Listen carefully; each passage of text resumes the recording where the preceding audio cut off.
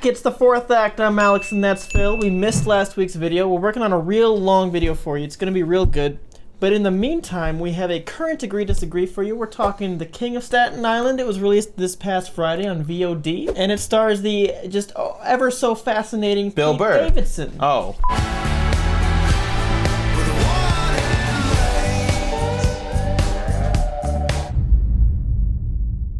It's just Pete Davidson, the movie.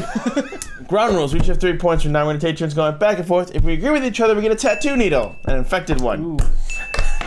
If we disagree, we get a red X. We all know Pete Davidson. I personally met him Except in my bar for the mitzvah. people who don't know who Pete Davidson is. But we know him as one of the youngest SNL cast members, and we mostly know him as the guy who comes on Weekend Update when he's available and just speaks as himself about drugs and weed. No, I understand people can be worried about STDs. You know, I get tested all the time because, you know, I look like I have all of them. And About his dad dying in 9/11. That's just what he always talks about. He talks about that a lot, yes. We'll do some 9/11 jokes and then we'll get the out of here. How's that sound? Rarely have I seen him playing, apart from some minor roles in a few things, have I seen him not just being himself. It was surprising because I just watched an episode of The Rookie where he had a guest appearance in an episode, and he gave a good, thorough performance throughout the entire episode arc. That's what I discovered watching this movie. I wasn't sure what to expect. I've never really seen him acting, but he is acting in this movie. He is showing a wide range of emotion in front of the camera. It might still be semi-autobiographical, but he has to portray these things on camera, whether or not he's feeling it. Does a good job. I believe now that he has integrity. I'm happy to know that Pete Davidson can act. Yes, he's got talent. I agree. He's got chutzpah. Yeah. I'm a little perplexed as to why Pete Davidson got a starring vehicle about himself so early on in life. Normally those films come later once the actor has achieved He's some gone other through stuff. so much in the last couple of years. I gotta say, I mean, I'm a big fan of Pete Davidson, but what is he known for? I mean, like he's on SNL, and his dad died in 9/11. He makes such spastic life decisions. Yeah. you want to get married? No.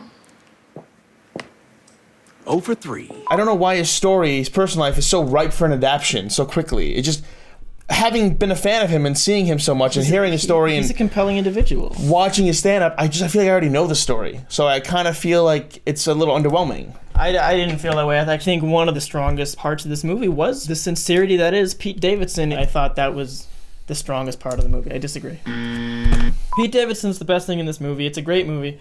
If I have one criticism, it's that I felt like it was a little bit safe. The story structure is so well put together. The character beats are so well presented on screen. I felt like I knew everything that was coming, though. I didn't feel like there were any surprises in the movie. I think that's partial to the marketing of it, because in the marketing and the trailers, Bill Burr and Pete Davidson are at odds. Bill Burr throws him in the pool, and then it's not. Maybe the trailer did give it a lot away. It's not just that, though. It's partly that, and it's probably also that I've just seen a lot of movies. But no, it does follow that kind of. I feel like I've seen this one before. This character beat would happen, and then I'd be like, all right, so then this one's going to be next. Oh, it was endless. It's like the second act of a Judd Apatow movie. I enjoyed it, and that's just because of Pete Davidson, but that's my one criticism, really. Do you see what I'm going to say? Are you going to agree? Yeah. Yeah.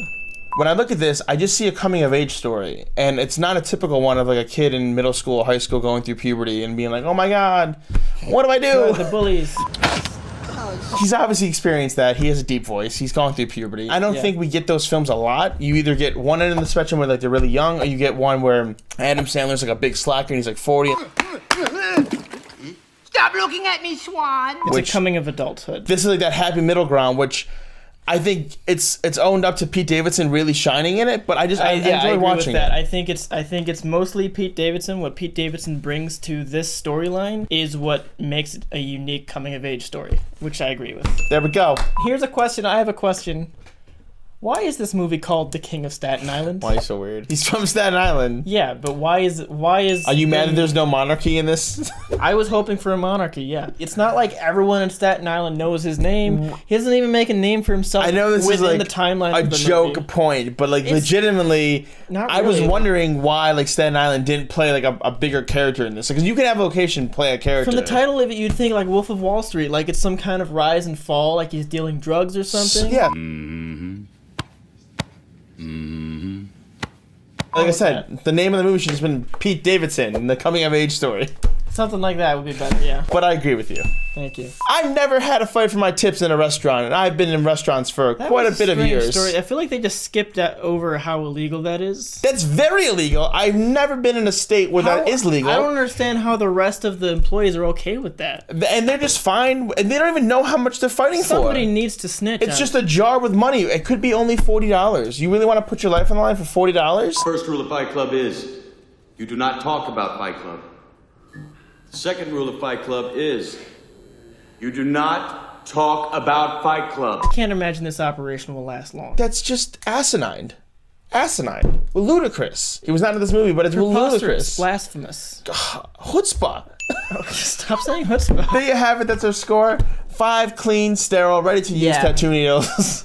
1X. It's a recommend for you, Phil. It's a recommend for me. I like this movie. Invite like 50 friends over, have them all chip in a quarter. You can watch a brand new movie for a quarter if you do this right. I think you need 80 people for a quarter each. 50 divided by 80 people. That's 62 cents it's each. 20. Oh yeah, $20 divided by 80. So- That's 25 cents each, yes. What did I do? We're not a math channel, all right? We are a film channel. Now we got a few things left over that we want to say anyway, so we're going to do some rattle off points. We got a rattle off man here, and we're going to go. I know this is a starring vehicle for Pete Davidson. He's from Staten Island, that's how they got the name. I have a starring vehicle title for you. Alex, the Jester of Australia. Pete Davidson, you're moving up in the world. I think it's time to update your Wikipedia picture. What kind of ER doesn't get a gurney as soon as someone walks in with a gunshot wound? Staten Island years. Staten Island isn't all heroin and racist cops, you know? It also has meth and racist firefighters. I'm not from New York City, I'm from Buffalo, but I think at one point Buffalo's slogan was, at least it's not Staten Island. It's interesting how as Marissa Tomei got deeper into a relationship, she got hotter. It's interesting as Pete Davidson got deeper into the movie, his sleeves got longer. I would let Pete Davidson tattoo me. I too only know the words from that one little part of that one song. I don't really have a setup for this joke, so I'm just gonna play the clips.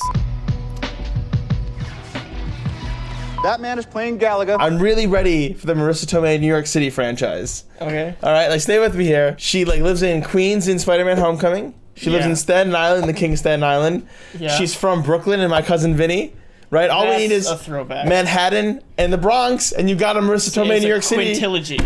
Yeah. She's gonna do like an old man Logan type, the last and like one in Manhattan on Wall Street, like, oh man, I gotta get this stock. One last ride. That's it for this act. Thank you for watching. We're still working on the video that was supposed to come out last week. Yeah. It's a long video. We both got occupied with jobs, so life happens. It's a random recap for The Last Airbender. We'll play a little clip.